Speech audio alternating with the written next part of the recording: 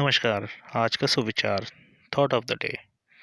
To succeed in your mission you must have single minded devotion to your goal. अपने लक्ष्यों में सफल होने के लिए आपको अपने लक्ष्य के प्रति एकमात्र दृढ़ निश्चय होना चाहिए। अर्थात अपने लक्ष्यों को प्राप्त करने के लिए यथाशक्ति प्रयास तभी कर पाएंगे जब आपकी इच्छा शक्ति दृढ़ व लक्ष्य सुनिश्चित हो। धन्यवाद। Good morning, everyone. Our today's story is The Golden Egg.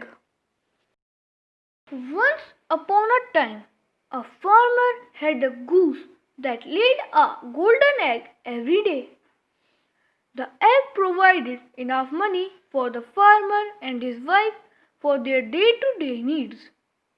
The farmer and his wife were happy for a long time.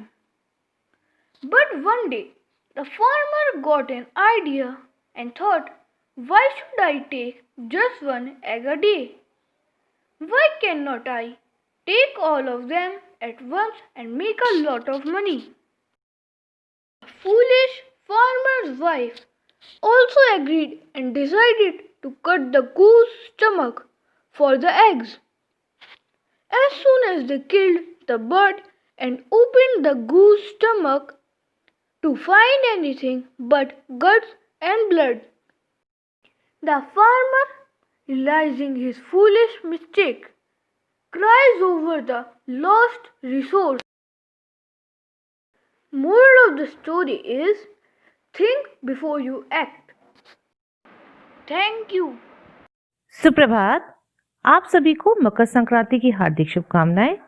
आइए जानते हैं मकर संक्रांति के बारे में। मकर संक्रांति भारत का प्रमुख पर्व है। मकर संक्रांति पूरे भारत और नेपाल में किसी न किसी रूप में मनाया जाता है। पौष मास में जब सूर्य मकर राशि पर आता है तभी इस पर्व को मनाया जाता है। नेपाल के सभी प्रांतों में अलग अलग नाम व भांति भांति के रीति रिवाजों द्वारा किसान अपनी अच्छी फसल के लिए भगवान को धन्यवाद देकर अपनी अनुकंपा को सदैव लोगों पर बनाए रखने का आशीर्वाद मांगते हैं। भारत में मकर संक्रांति विभिन्न रूपों में मनाया जाता है। हरियाणा और पंजाब में इसे लोहड़ी के रूप में 13 जनवरी को मनाते हैं। इस दिन अंधेरा होते ही आग जलाकर अग्निदेव की पूजा करते हुए तिल, गुड़, चावल और भुने हुए मक्के की आहुति दी जाती है। उत्तर प्रदेश में यह प्रमुख रूप से दान का पर्व है। प्रयागराज में गंगा, यमुना व सरस्वती के संगम पर प्रत्येक वर्ष एक माह तक मेला लगता है, जिसे माघ मेले के नाम से जाना जाता है। बिहार में मकर संक्रांति को खिचड़ी के नाम से जाना जाता है। इस दिन उड़द, चावल, तिल, चिवड़ा, गो, स्वर्ण, ऊनी वस्त्र, कंबल आदि दान करने का अपना महत्व है। महाराष्ट्र में इस दिन सभी विवाहित महिलाएं अपनी पहली संक्रांति पर कपास, तेल व नमक आदि चीजें अन्य सुहागिन महिलाओं को दान देती हैं। बंगाल में इस पर्व पर स्नान के पश्चात तिल दान करने की प्रथा है। यहाँ गंगा सागर में प्रतिवर्ष विशाल मेला लगता है। तमिलनाडु में इस त्योहार को पोंगल के रूप में 4 दिन तक मनाते हैं।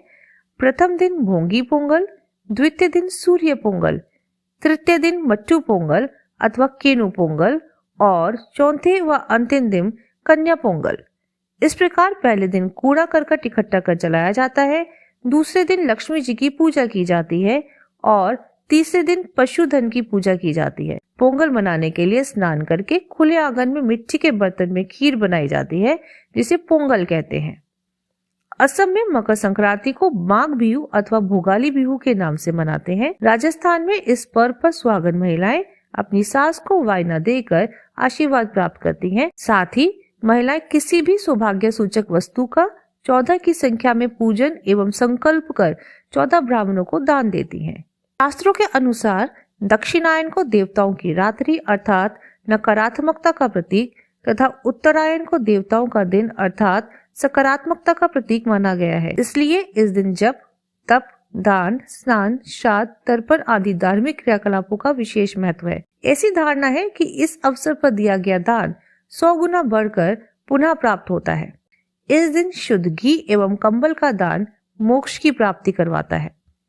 ऐसी मान्यता है कि इस दिन भगवान भास्कर अपने पुत्र शनि से मिलने स्वयं उसके घर जाते हैं।